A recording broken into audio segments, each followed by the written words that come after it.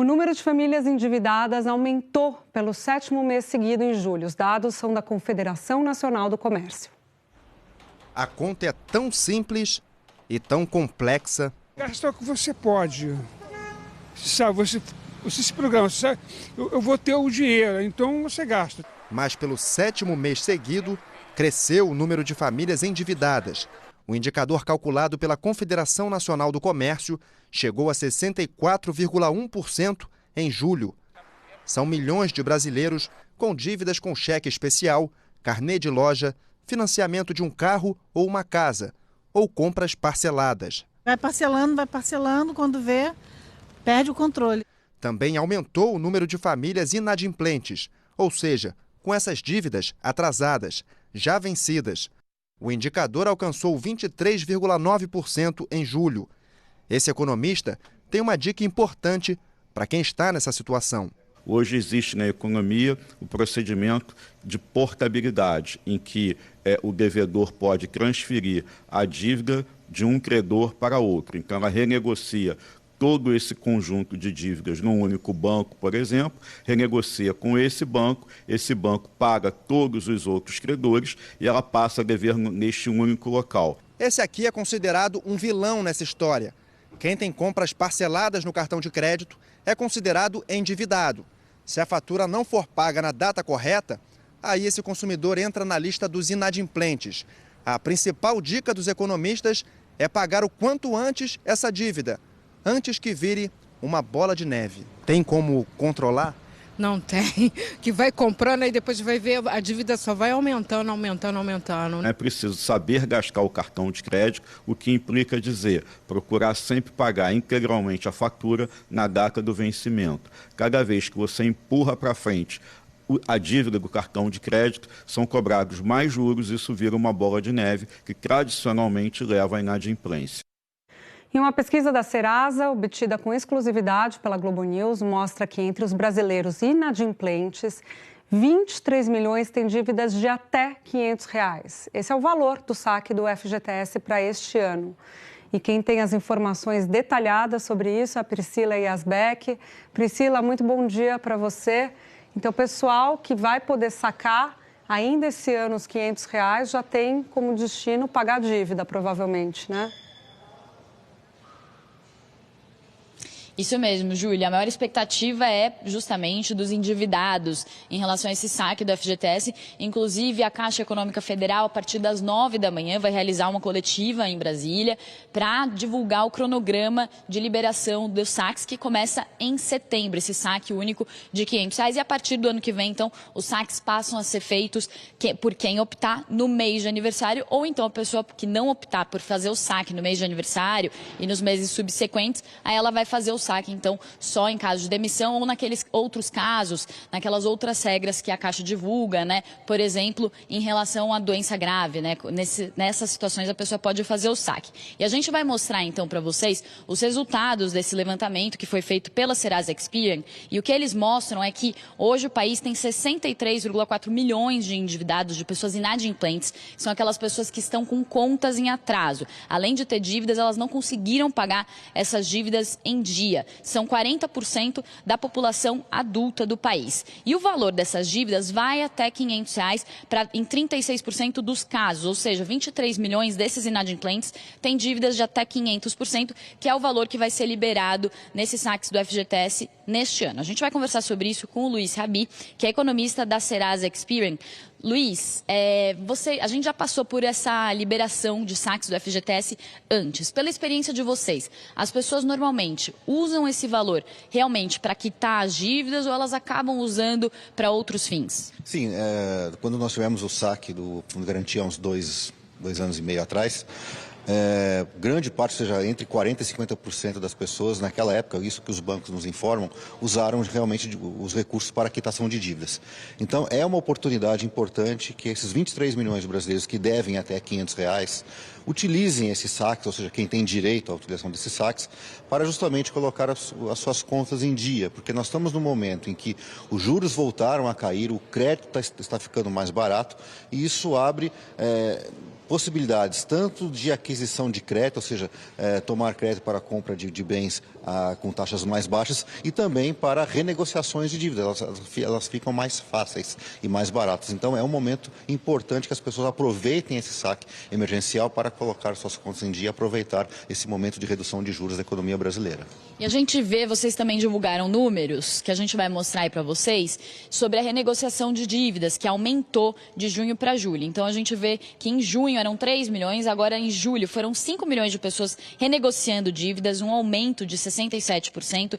O total negociado no último ano foi de 600 milhões de reais e os descontos obtidos nesse último ano também de 2 bilhões de reais. As pessoas, na hora de renegociar as dívidas, elas conseguem normalmente um desconto sobre o valor total que elas estão devendo. Luiz, a gente vê então esses números, está aumentando a renegociação. Você falou sobre redução da taxa de juros, que também propicia essa renegociação. Só que na última liberação, era uma liberação total do fundo de garantia, né? Então o valor que era liberado era muito maior.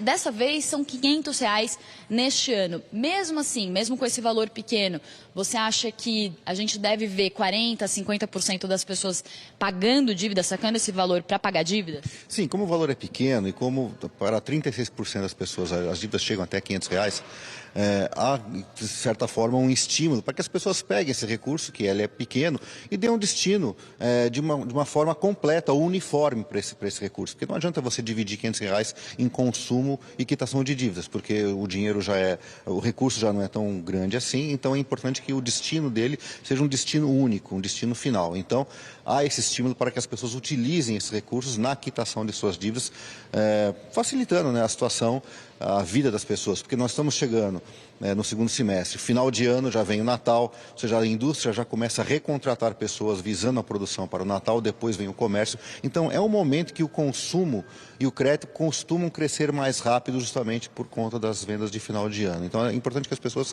cheguem nesse momento com a sua situação regularizada para que possam ter os benefícios tanto dos juros mais baixos quanto desse crescimento de renda que nós esperamos para o segundo semestre. A gente tem 40% de inadimplentes, né? Rapidamente, a expectativa era que a gente tivesse uma inadimplência menor agora?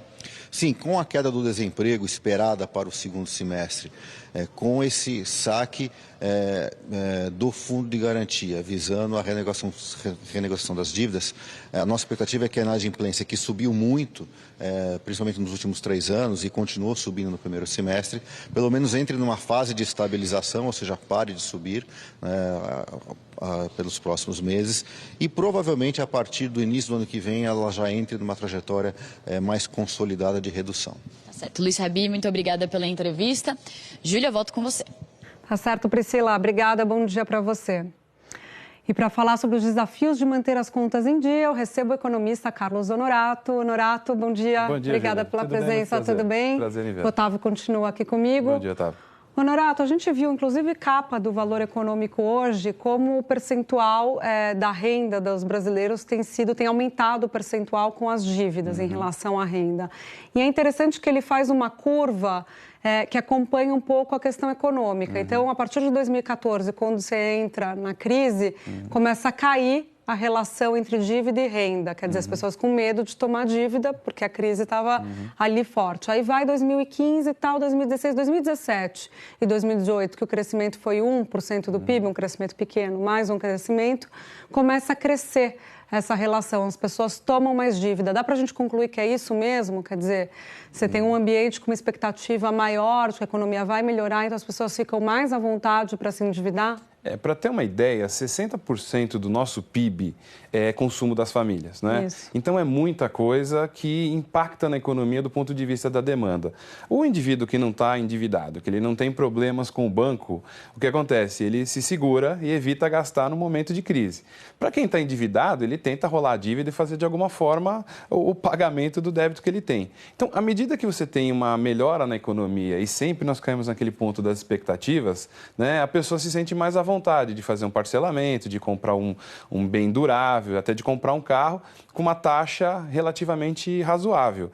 Então, o ponto-chave é, melhorando a expectativa do mercado, a pessoa que tem condições, ela vai voltar a tomar crédito ou vai buscar a compra de produtos duráveis. E quem tomou, quem fez compra parcelada, não quem tomou empréstimo, mas quem fez compra parcelada é um endividado também, né? Sim, isso é bom destacar. Às vezes a gente se endivida, né, Otávio? Vai pegando ali prestação 10, 12 vezes, vai dividindo e não percebe que está se endividando. Mas, Júlia, eu fui dar uma olhada nessa pesquisa aqui. Aí, assim, famílias até 10 salários mínimos, quase 80% a dívida é no cartão de crédito. E aí, com mais de 10 salários mínimos, quer dizer, uma outra categoria, de cada 10, 7 com dívida no cartão de crédito. Quer dizer, quase 80% da dívida do brasileiro é no cartão de crédito. Lógico, cartão de crédito é muito utilizado.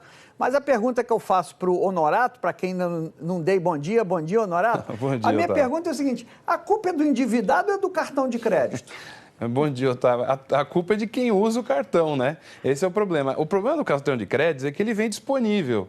Ele está na sua mão, tem um crédito, tem um limite pré-aprovado, é uma facilidade muito grande. Você vai numa farmácia, até você compra remédio, pessoal, você quer parcelar em 4, 5 vezes? Essa desatenção com o número de parcelas é que acaba gerando o problema com o cartão de crédito lá na ponta. O ponto não é você ter crédito, isso não é um problema. O problema é como você usa o crédito. E existe um conceito em economia que se chama custo de oportunidade. Quer dizer, eu tomar um empréstimo a 3% é muito mais caro do que eu guardar meu dinheiro na poupança a 0,5%. Então, se eu tenho algum dinheiro disponível, eu tenho que pagar uma dívida de 3%. A atenção com o parcelamento, o cuidado com o uso do cartão e de qualquer mecanismo de crédito é fundamental para não se endividar. E os bancos aproveitaram recentemente... Pode ir, deixa eu só colocar isso para ele, Otávio, já passo para você, que os bancos começaram a conceder, né, Otávio? Um monte de cartão de crédito, você sem pedir cartão de crédito, já tinha banco ali querendo te oferecer. Fala, Otávio. Não, porque a minha pergunta é o seguinte, tudo bem, você tem ali uma falta de educação financeira, você tem ali gente que, né, teve acesso a crédito antes de ter ali uma educação financeira, a gente pode dizer isso. Mas os juros de cartão de crédito não estão classificados naquela categoria proibidos para menores de 18 anos? Não são um pouco pornográficos esses juros, não, Honorato? Talvez seja proibido para menores de 100 anos os juros do cartão de crédito, né? O ponto é o seguinte, imagina, a gente às vezes atribui muito à educação financeira. Eu acho que as pessoas sabem lidar com dinheiro. Quando uma pessoa de baixíssima renda compra uma geladeira em 40 parcelas com juros, na verdade a conta que ela está fazendo é a seguinte, eu não tenho a geladeira e com a geladeira eu vou conseguir guardar a sobra do almoço para fazer a janta ou para fazer um bolinho de arroz no dia seguinte. Então, tem uma lógica financeira em quem se endivida, né? O indivíduo que não tem renda ou que tem é informal, trabalha no farol, recebe trabalhos informais, a opção de quando ele tem um cartão de crédito é usá-lo. Então, ele não é mal educado economicamente, mas ele está olhando para o dia a dia dele quanto ele precisa consumir. Bom, e nessa discussão sobre cartão de crédito, o Otávio estava falando dos juros pornográficos, mais de 300% no rotativo. Aí você pergunta lá para os bancos qual a razão do juros ser tão alto, entre vários pontos, inadimplência. Mas inadimplência cai, em alguns casos, a gente vê queda de inadimplência. Juros caindo, Selic caindo, só não cai o rotativo, né? O discurso é bom, né? O problema é o juro, é a inadimplência, é o tributo, e essas coisas estão começando a ser mexidas, né? Você começa a ter mais empresas oferecendo crédito. A disponibilidade de crédito aumentou, a taxa ainda não caiu. A dica para o inadimplente, para quem está em dificuldades, é primeiro perder a vergonha, vai até o banco. Normalmente a linha que está disponível no banco, no seu aplicativo, no site ou no caixa eletrônico, ela é mais cara do que a linha se você negociar. Conversa sem vergonha nenhuma, negocia uma taxa menor, que o banco hoje ele tem interesse de tirar essa pessoa da inadimplência. Então, aproveite a oportunidade que o ambiente tem uma expectativa melhor para fazer isso. Tem a portabilidade, né, da dívida. Exato. Isso. Otávio? Não, eu tenho uma dívida, eu tenho a dívida aí, eu tenho a dúvida, mas também tenho dívida. Tem dívidas e dúvidas. Tamo junto. Mas a minha dúvida... Mas a minha dúvida é a seguinte, a gente está falando muito nesses R$500 do FGTS como solução, porque inclusive os valores batem ali com a média do endividamento. Mas a gente não tem que reforçar que mais tarde, quem optar em 2020 pelo saque aniversário e puder fazer saques anuais, ele, se for demitido, ele não resgata o FGTS e nem continua sacando os R$500, não é isso? Olha, eu tenho uma dúvida sobre o saque. Eu acho que o saque continua. Eu entendi isso também. O saque continua porque... Os de R$500 continuam. Exato, é da conta dele, né? O que acontece também tem uma transformação em relação a isso. Quer dizer, primeiro, o dinheiro é seu, então ele tem que estar na mão do indivíduo. Se ele usar mal, ele vai até aprender usando mal, né? Infelizmente, funciona um pouco assim. E você vai ter novas linhas de crédito surgindo. Quer dizer, a partir do momento que você tem a garantia de receber anualmente uma parcela do fundo de garantia, provavelmente os bancos também vão disponibilizar uma linha de crédito mais barata, né? E, Otávio, se você precisar, a gente conversa depois do programa para uma linha mais barata para a sua dívida. Educação financeira, viu, Otávio? Educação financeira. Tá bom. Obrigada, viu, Norato? Eu que agradeço. A gente se vê semana que vem. Otávio, continuamos juntos. Bom dia a todos.